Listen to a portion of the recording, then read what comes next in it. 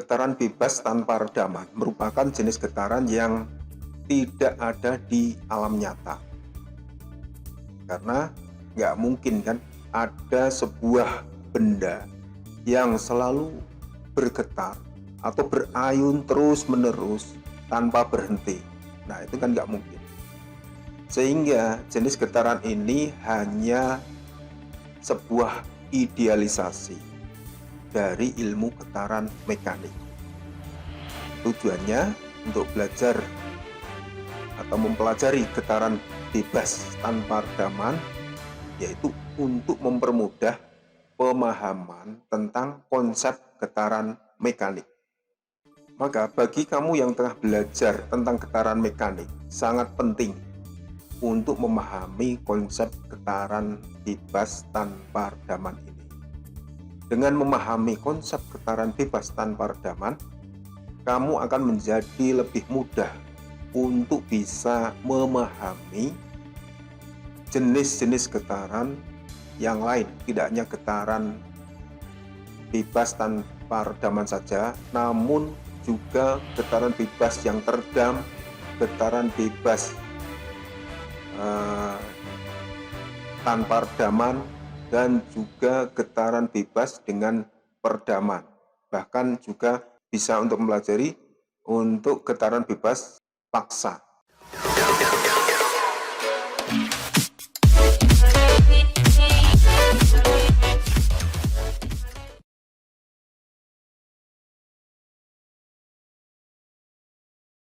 Sebelum membahas mengenai getaran bebas tanpa redaman lebih jauh lagi, ada baiknya kamu pahami terlebih dahulu prinsip-prinsip dasar tentang gerak sistem. Ada dua hukum atau teorema yang melandasi prinsip dari dasar dari gerak sistem, yaitu hukum Newton 2 dan hukum Hooke. Yang pertama mengenai hukum 2 Newton. Hukum 2 Newton ini berkaitan dengan percepatan sebuah massa dengan adanya gaya yang bekerja pada massa tersebut. Sehingga dirumuskan sigma F sama dengan M kali A. Nah, A-nya ini adalah percepatan. Nah, ini kalau bendanya percepatannya berkaitan dengan gravitasi, maka A-nya adalah gravitasi atau G. Sehingga berat dari sebuah benda itu W. W itu sama dengan massa dikalikan besarnya gravitasi. Sehingga gaya yang bekerja pada benda, ya, benda ketika benda ini diam, yaitu sebesar sigma F sama dengan M kali G. Yang kedua adalah hukum Hooke.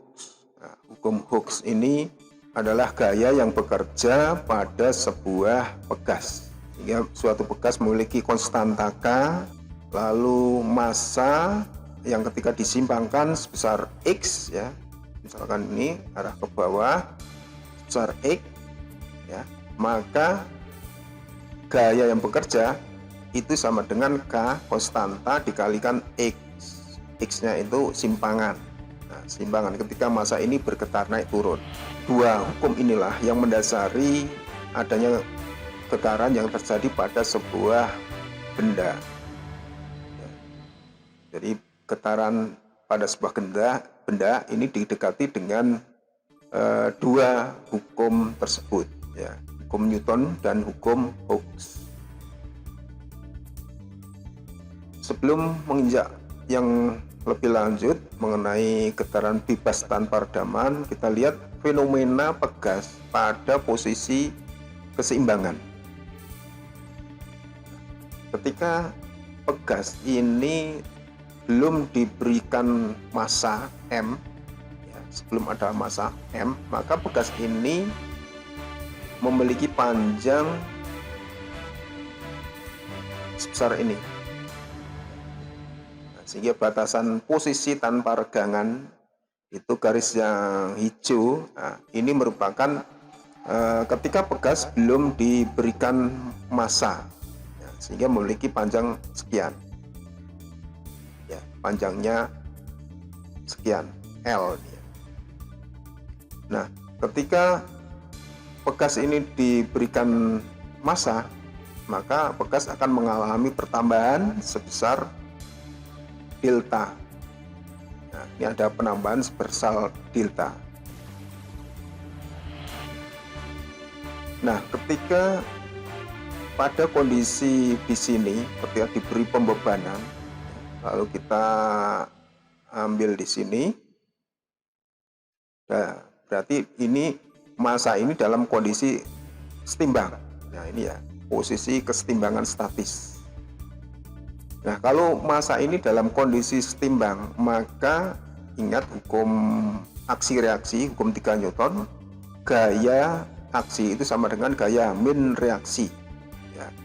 Sehingga kalau di sini massa ini dipengaruhi oleh berat V ya, maka gaya ke atasnya ini harus bisa mengimbangi berat V, yaitu sebesar K delta.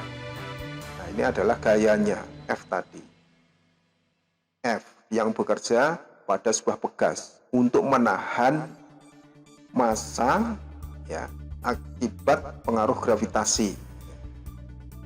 Sehingga apa? K delta itu sama dengan V. K delta itu sama dengan V. Nah, ini dalam kondisi setimbang. Nah, lalu ketika beban ini ketika dalam kondisi setimbang diberikan simpangan sebesar X. Simpangan itu ditarik dari posisi setimbang, ditarik ke bawah. Tujuannya adalah untuk memberikan getaran, efek getar. Sehingga ketika ini ditarik sebesar X lalu dilepas, maka massa ini akan naik turun. Ya, naik turun. Melewati posisi setimbang. Nah, ini yang dimaksud dengan bergetar. Nah, ketika bergetar, nah, ini ada, kita ambil posisi setimbangnya ya. Ini ada W-nya, maka di sini tentunya F-nya itu sebesar K kali delta plus ya, K kali X. Nah, inilah kondisi massa atau berat ketika mengalami getaran. Dari situ dapat kita kelompokkan ada 4 gaya yang bekerja ketika benda mengalami atau bergetar ya. Yang pertama adalah gaya gravitasi. Gaya gravitasi itu benda akan bergerak karena ada pengaruh gravitasi. Sehingga F1 sama dengan M kali G. Ini yang pertama. Terus yang kedua adalah gaya pegas. Gaya pegas. Nah, F2 sama dengan minus K delta plus X. Nah, ini tadi ya, ini pengaruh dari pegas, ini dari berat. Ingat aksi reaksi. Jadi W itu sama dengan K kali delta plus X. Sehingga gaya pegasnya itu sama dengan minus K delta plus X. Ya. Nah, ini ya. Ya, ini karena arahnya ke atas, maka di sini ada minus. Ini minus. Ini plus. F2 itu sama dengan massa kali gravitasi, sama saja ya. 2. Ini kan massa kali gravitasi V. Nah, sehingga jadi seperti ini. Nah, kalau pada posisi X sama dengan 0, nah, artinya ini kalau setimbang, nah ini pada saat benda pada posisi setimbang X sama dengan 0, ya, maka minus mg ya itu sama dengan minus k dikalikan delta plus 0, sehingga mg sama dengan k delta. Nah, kalau kita masukkan yang ini tadi F2 ya, sama dengan minus K delta plus X sama dengan min K delta min KX sama dengan min MG min KX. Ini adalah gaya pegas. Yang berikutnya adalah gaya karena redaman. Kalau redaman biasanya disimbolkan seperti ini. Ini pegas, ini redaman. Misalnya seperti untuk shock breaker, nah ini menggunakan peredaman. Nah, kalau peredaman ini disimbolkan seperti ini, A gitu ya. D per dt, A D per dt. Jadi A dikalikan harga absolut dx per dt. Ya, dx per dt. Dx per dt adalah kecepatan.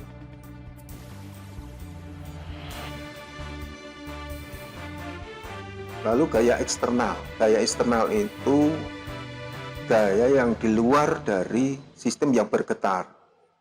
Misalkan sebuah mobil itu ada gaya eksternalnya dari piston. Ya, piston itu adalah gaya eksternal. Kalau ini mesin produksi, nah, itu gaya eksternalnya mungkin bisa bersumber dari motor listriknya. Nah, itu gaya eksternal. Nah, itulah gaya-gaya yang menyebabkan terjadinya getaran. Nah, kalau kita total semua, ya, jadi ada 4 tadi ya. Yang pertama pengaruh gravitasi, ya. Yang kedua pengaruh pegas, yang ketiga pengaruh redaman, yang keempat karena pengaruh dari gaya luar. Sehingga kalau sigma F itu kan M kali A. F1-nya tadi gaya gravitasi ini, lalu gaya pegas, F3-nya redaman, F4-nya FT ini adalah gaya luar. Nah, kalau kita kalkulasi, kita sederhanakan jadi seperti ini. Dan akhirnya kita ringkas lagi, kita keluarkan M d kuadrat X ya, per dt kuadrat ya, itu sama dengan minus Kx min A dx per dt dikalikan Ft. Kita buat persamaannya jadi seperti ini. M d kuadrat X per dt kuadrat ya, plus A dx per dt plus kx sama dengan ft, ini gaya luar. Nah, ini merupakan apa? Ini merupakan persamaan diferensial orde 2. Nah, bagaimana untuk menyelesaikan persamaan diferensial orde 2, yaitu dengan menggunakan persamaan karakteristik ya, menggunakan persamaan karakteristik. Nah, dalam menggunakan persamaan karakteristik ada 3 kondisi. Ada 3 kondisi.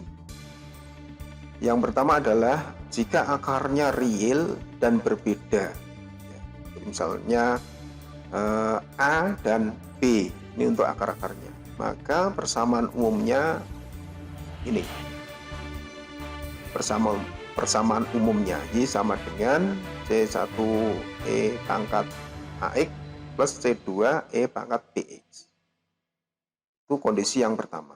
Kondisi yang kedua itu adalah akar real, akarnya real dan sama. Misalkan X1 dan X2 sama nilainya A. Nah, maka persamaan umumnya adalah Y sama dengan C1E pangkat AX plus C2X ya, E pangkat AX, atau dibuat menjadi seperti ini, C1 plus C2X E pangkat DX. Maaf, ini AX. Terus yang ketiga itu ada akarnya yang imajiner. Nah, kalau menggunakan imajiner, maka persamaan umumnya menjadi seperti ini. Ada unsur sin dan cos. Lalu mungkin perlu kamu ingat juga bentuk-bentuk istimewa. Nah, ini biasanya ini yang berguna untuk mempermudah perhitungan-perhitungan yang ada di persamaan karakteristik tadi. Oke, sebelum masuk ke getaran bebas tanpa redaman, kita lihat dulu spesifikasi getaran secara umum. Jadi tadi sudah menemukan sebuah persamaan diferensial ya, orde 2. Jadi kalau dikelompokkan, ini ada dua bagiannya. Jadi bagian pertama itu namanya bagian umum atau particular solution. Ini bagian ini. Sedangkan yang bagian satunya FT ini itu merupakan bagian pelengkap atau komplementari. Nah, dari persamaan PD2 ini ya, itu bisa diklasifikasikan sebagai getaran bebas tanpa redaman, bisa getaran bebas yang teredam, bisa juga termasuk dalam getaran paksa. Jadi persamaan getaran itu ya seperti ini ya, satu seperti ini. Hanya saja yang membedakan adalah di bagian sini. Nah, kalau redamannya 0, nah itu redaman, lalu FT-nya 0, gaya luarnya 0, maka persamaan umum ini tadi itu namanya persamaan getaran untuk getaran bebas ya, tanpa redaman. Itu kalau syaratnya A0 FT 0. Nah, ini merupakan syarat ya, jadi syaratnya itu ini. Jadi kalau untuk getaran bebas yang teredam itu syaratnya ini, A-nya tidak boleh 0, FT-nya 0. Itu getaran bebas ya yang teredam. Kalau getaran paksa ya, tandanya itu ini, A-nya sama dengan 0 ya, lalu FT-nya itu tidak sama dengan 0. Ada gaya paksa, gaya luar FT ya. Jadi untuk persamaan PD2 ini ya, ini bisa ditulis seperti ini juga bisa, dalam bentuk seperti ini juga bisa. Nah, kita masuk ke getaran bebas tanpa redaman. Jadi tadi syaratnya adalah A sama dengan 0, FT sama dengan 0. Nah, ini merupakan syarat dari getaran bebas tanpa redaman. Nah, artinya apa getaran bebas tanpa redaman itu? Artinya struktur itu hanya mengalami getaran karena dirinya sendiri tanpa ada beban dari luar. Nah, jadi dia itu bergetar dengan sendirinya, tidak ada pengaruh dari gaya luar.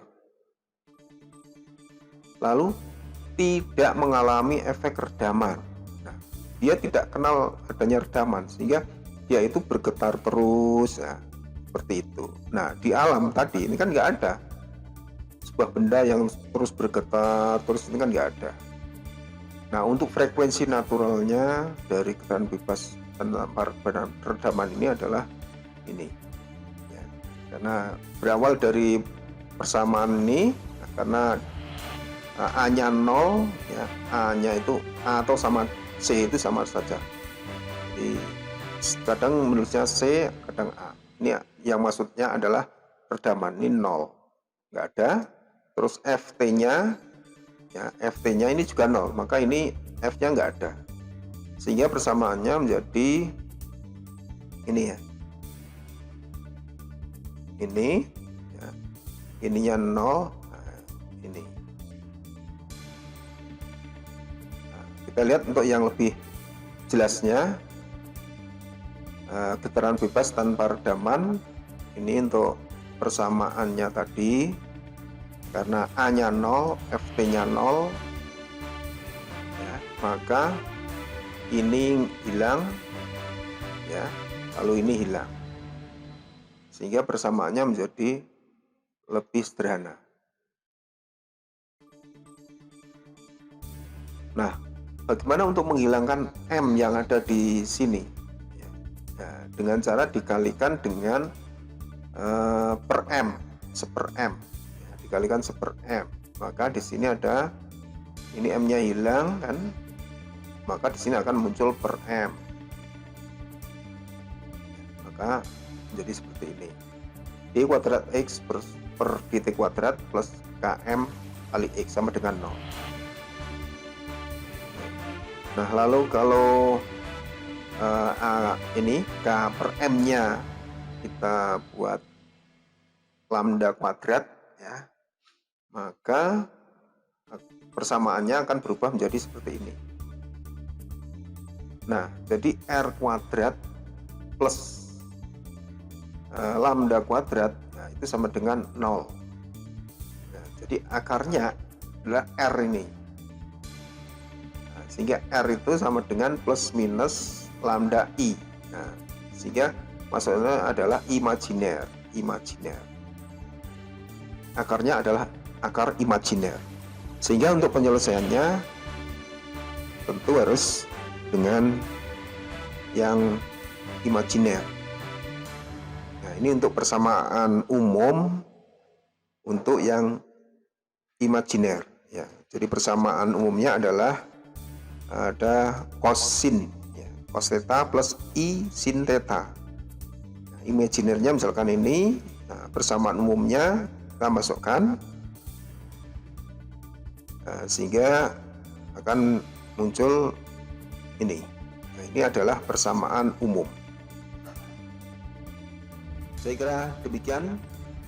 Jika ada pertanyaan, silahkan kamu tuliskan di kolom komentar di bawah. Sebisa mungkin akan saya jawab. Terima kasih.